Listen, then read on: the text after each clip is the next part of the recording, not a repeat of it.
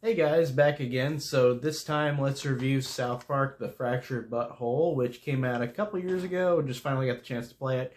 I just replayed The Stick of Truth, had the digital copy with it as well. So replayed both of them, just did a review on Stick of Truth. Loved it again. And The Fractured Butthole is a sequel to The Stick of Truth, and instead of being a D&D fantasy type game, this time you are superheroes, and they use their superhero aliases from the show. So you've got the Coon and Mysterion, and you've got all the other characters, like Professor Chaos, all these characters becoming their superhero forms. And I think that that is awesome, because I do love the superhero episodes that South Park's done. And this one is interesting, because like I said, the first one is a fantastic game, and it's a fantastic South Park game that didn't suck like the ones from the late 90s that they did when the show started. The Stick of Truth felt like you literally went into this world of South Park. You're watching the TV show, but you were a part of it. You were this character that you could create and be a part of the show. And that's really, really awesome. And then this sequel improves on it in every way, and I didn't expect it to need improving, because the first game, Stick of Truth, is fantastic already, but Fractured Butthole, I love the fact that they changed with the gameplay. In this one, it's still turn-based, but instead of you standing still in the Stick of Truth, you're on a grid in this one. You literally can move a certain amount of blocks on a grid, which I love. I think that's great.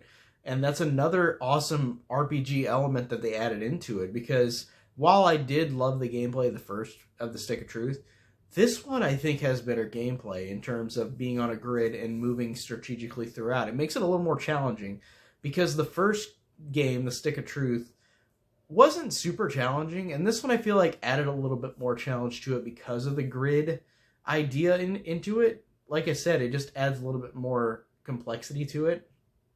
So I really like that, and I loved how they continue on like the first game, where instead of being Facebook friends with people, you have Coonstagram, which is just Cartman's Instagram.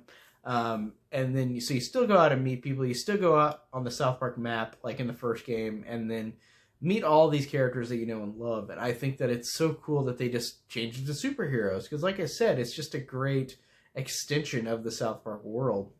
And like I said, the gameplay is great. I really like the fact that this one goes all out with like these characters, where like you go onto all these different journeys, and it's not a rehash of the Stick of Truth.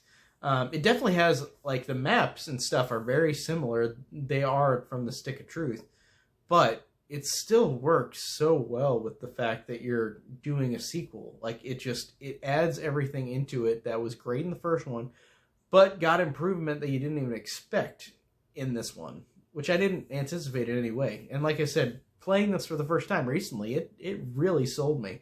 I loved all the boss battles. I liked how you have all of these outrageous, like, these are some of the most craziest enemies in a game I've ever seen, in terms of South Park being South Park and going all out, where you've got, for example, Jared from Subway, who has a sub and puts it down on his crotch and does this, and then squirts out mayonnaise from the sandwich onto a kid. And that, to me, is disgusting, but it's hilarious. Or, like, you've got the police station, where, of course, they've got this coven under the earth where there's a monster that eats black people.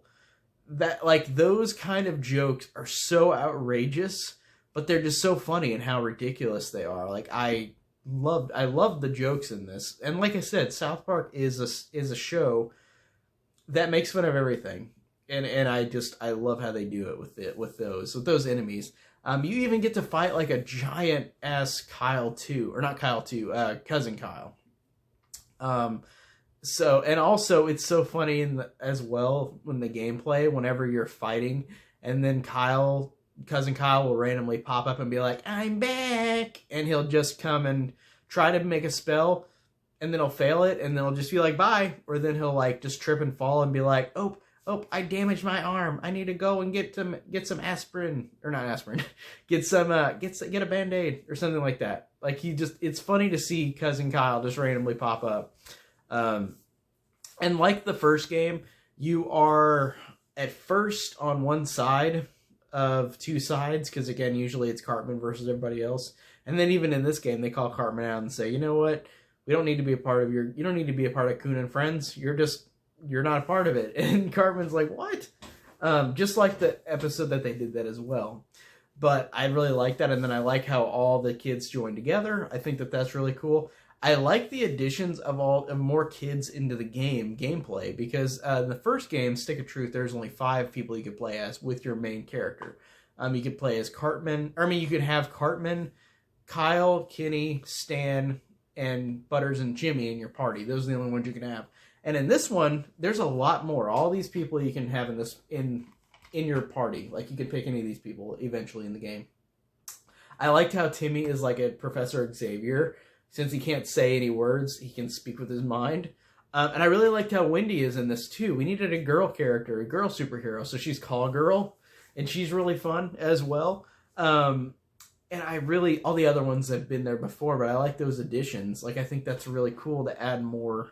Because I love all these characters. I love to see more South Park characters used for gameplay. Like I said, there's so many on this roster now, and I really like that.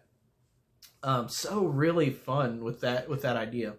And like I said, the gameplay is great. The game is similar to the Stick of Truth, but it really just adds on to it everything that made it great in the first one. It made it even more hilarious and more risque and just crazy, like South Park is.